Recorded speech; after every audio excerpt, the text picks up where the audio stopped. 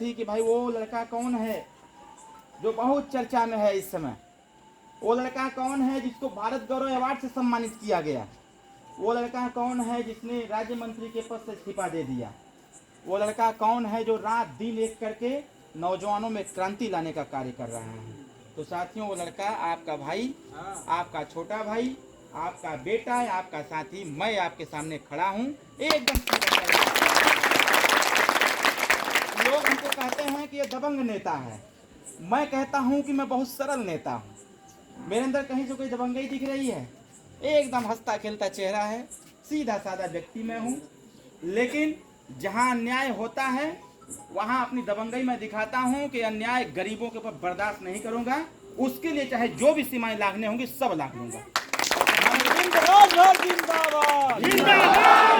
कार्यकर्ताओं को जानकारी होगा कि 3 जनवरी 2011 को हमें 1 घंटा लाठियों से पीटा गया था। मेरा एक हाथ एक पैर प्रशासन के लोगों ने लाठियों से पीटा और टूटा। मैं उसी प्रकार से जेल गया, 14 दिन जेल रहा। करीब 32 मेरे ऊपर संगीन मुकदमे लगाए गए और लगाने के बाद जब सरकार, हम लोग जेल से बाहर निकले, बीएसपी की सरकार थी। मीडिया ने पूछा अगला कदम क्या होगा। हम लोगों ने कहा अगला कदम ये होगा कि जिस सरकार ने गरीबों का घर गिराने का कार्य किया है, ऐसी सरकार को गिरा के हम लोग मानेंगे और सरकार गिरा। अभी हमारे भैया ने एक प्रस्ताव हमारे माननीय अध्यक्ष जी ने बताया कि जो राजभर जाति सहित 17 जातियों को अनुसूचित जाति में शामिल करने का जो एक प्रावधान तैयार किया गया था, मैं आपको छोटी सी जानकारी दूंगा कि 17 जातियों को सपा और बसपा के लोग फुटबॉल समझ लिए थे। ये फुटबॉल समझ लिए थे कि ये 17 जातियों का लॉलीपॉप मैं दूंगा। बीएसपी के लोग सोचते थे कि हम लॉलीपॉप देंगे 17 जातियों का तो ये 17 जाति के लोग हमको मतदान कर देंगे। इन 17 जातियों में राजभर, केवट, बिंद, मलाह, निषाद, पाल, प्रजापति, गोंड, कहार, ये तमाम जाति के लोग थे। इन लोगों को क्योंकि इनका वोट प्रतिशत बहुत ज्यादा है, बीएसपी के लोग ये सोचते थे कि हम 17 जातियों का सबूफा देंगे तो ये जाति के लोग हमको मतदान कर देंगे। और ये जातियां करती भी थी।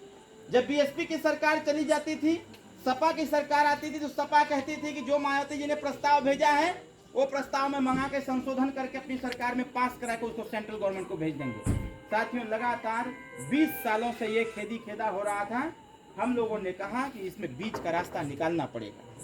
3 अक्टूबर 2013 को इलाहाबाद हाईकोर्ट ने एक फैसला दिया था, आपको याद होना चाहिए। 3 अक्टूबर 2013 को हाईकोर्ट ने फैसला दिया कि उत्तर प्रदेश में जो ओबीसी के लिए 27% आरक्षण लागू किया गया था 1951 में, वो स्थिति ये थी कि जो 27% आरक्षण का जब स्क्रूटनी किया गया, सर्वेक्षण किया गया, तो ये पाया गया कि ओबीसी में कुल 79 जातियां हैं और एक जाति में 3 से 7 उपजातियां हैं। इनमें से मात्र 2 जातियां जो मजबूत जातियां हैं वही 27% का लाभ ले रखी हैं, अन्य जातियों को इसका लाभ नहीं मिल रहा है। हम लोगों ने धरना दिया, प्रदर्शन किया और प्रदर्शन का नतीजा ये निकला कि भारतीय जनता पार्टी की सरकार, बहुजन समाज पार्टी की सरकार, समाजवादी पार्टी की सरकार को विवश होकर के आरक्षण के वर्गीकरण का प्रपोजल तैयार करना पड़ा। और जैसे ही 17 में हम लोग सरकार में आए, ये तय कर दिए कि भाई जो मजबूत जातियां होंगी वो एक तरफ दौड़ेंगी, पुलिस की भर्ती होगी तो मजबूत लोग एक तरफ दौड़ें, जो दूध दही घी खाते हैं चाप के सड़क पर दौड़ते हैं वो एक तरफ दौड़ेंगे 7% में। 9% के लोग वो लोग होंगे जो मजबूत से थोड़ा सा कमजोर होगा, वो लोग अपनी लाइन अलग लगाएंगे। और एक ऐसे वर्ग हम लोगों ने बनाया 11% का, वही 11% समाज के लोग, जाति के लोग जो 8 बजे सो के उठते हैं, जिनकी माली स्थिति ठीक नहीं है, जिनकी दैनिक दिनचर्या ठीक नहीं है, जिनका पारिवारिक स्थिति सही नहीं है, जो पढ़ लिख नहीं पाए हैं ज्यादा, ऐसे लोग 11% में होंगे, ताकि वो बिना मेहनत किए पढ़ाई भी कर लें, नौकरी भी कर लें और बराबरी का टक्कर दे करके कहें कि इस देश में, इस प्रदेश में अगर हम लोग थे तो हम लोगों को अधिकार मिलना चाहिए था। और वही काम ओम प्रकाश राजभर जी मैं धन्यवाद दूंगा ओम प्रकाश राजभर जी को, जिन्होंने इस समाज के लिए सड़क से सदन तक आवाज उठाया। आप भी यूट्यूब टीवी के माध्यम से जरूर देखते होंगे कि एक ही नेता ओम प्रकाश राजभर है जो गांव की बात सदन में करता है। नहीं तो जितने विधायक हैं सब सदन में बैठ करके खाली पीठ थपथपाते हैं और डेस्क थपथपाते हैं। कोई कुछ कह दिया तो उसको स्वीकार कर लेते हैं लेकिन एक नेता ओम प्रकाश राजभर है जो सरकार की आंख में आंख डाल के बात करता है, कहता है तुम गलत कर रहे हो, और गलत का विरोध ओम प्रकाश राजभर करता रहेगा जब तक कि वो सही न हो जाए। साथियों, मैं आपको याद दिलाना चाहूंगा और बताना भी चाहूंगा कि जो 17 जातियों को अनुसूचित जाति में शामिल करने का प्रपोजल है, वो कहीं ना कहीं सेंट्रल गवर्नमेंट नहीं चाह रही थी। माननीय नेताजी ने सदन में क्वेश्चन लगाया, और जब क्वेश्चन लगाया तो इलाहाबाद हाई कोर्ट को आदेश करना पड़ा कि नहीं, इसको सरकार फिर से इसकी स्क्रूटनी करे, बढ़िया से इसकी समीक्षा करे, और समीक्षा करके सेंट्रल गवर्नमेंट को फिर से वापस भेजे ताकि सरकार इस पे ध्यान दे।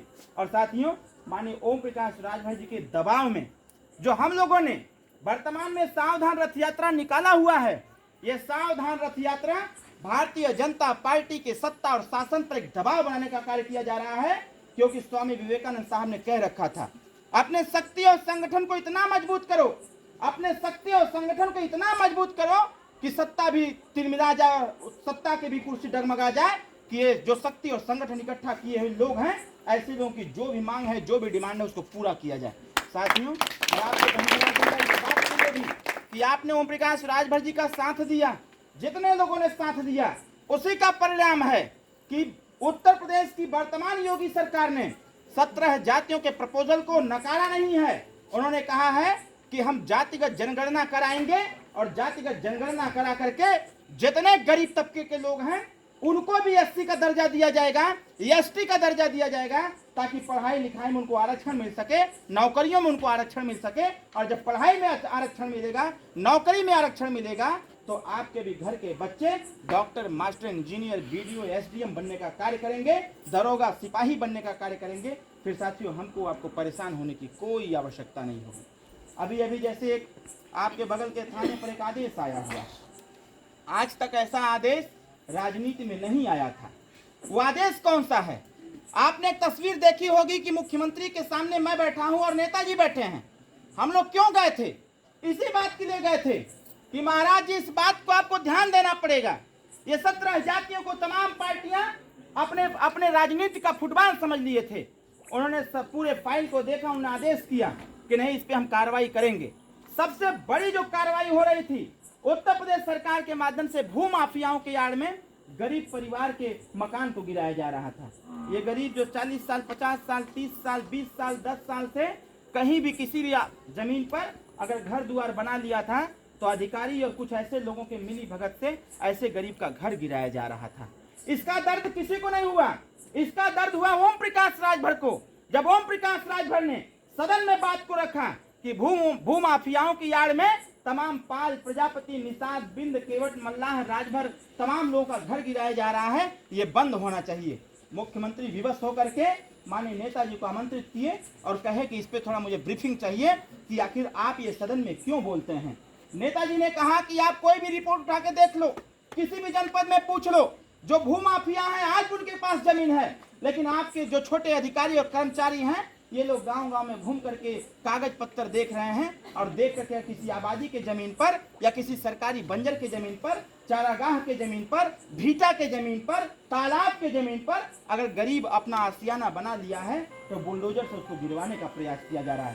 साथियों, उसी रात को आदेश हुआ, और आदेश होकर के आपके नजदीकी थाने पर आ गया कि किसी भी स्थिति में किसी गरीब का घर नहीं गिरना चाहिए। अगर घर गिराया जाता है, जी ने माननीय नेताजी से कहा कि ये आदेश मैं भेज रहा हूं, जिस भी एरिया में, जिस भी क्षेत्र में, जिस भी तहसील में, जिस भी ब्लॉक में, जिस भी थाने में अगर गलत तरीके से गरीबों का घर गिराया गया, ऐसी सूचना मिल गई, तो उस क्षेत्र के सभी अधिकारियों को निलंबित कर दिया जाएगा, ताकि गरीब बेचारा अपना जीवन यापन कर सके, गरीब मेहनत से अपना घर बनाया है, उसका घर बच सके।